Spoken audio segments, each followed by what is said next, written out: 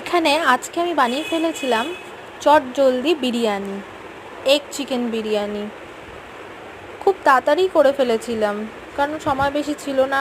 রাত্রিবেলা মনে হয়েছে ওর বাবা আর মেয়ের যে একটু বিরিয়ানি খাবে, তাই ফটাফট বানিয়ে ফেললাম এগ চিকেন বিরিয়ানি। রেসিপি তোমাদের সাথে অন্য একদিন শেয়ার করব, আজকে শুধু দেখে নাও বিরিয়ানিটা পেয়ে কেমন খুশি। আলুগুলো একটু বেশি সিদ্ধ হয়ে গেছিলো, প্রচণ্ড বেশি সিদ্ধ হয়ে গেছিলো।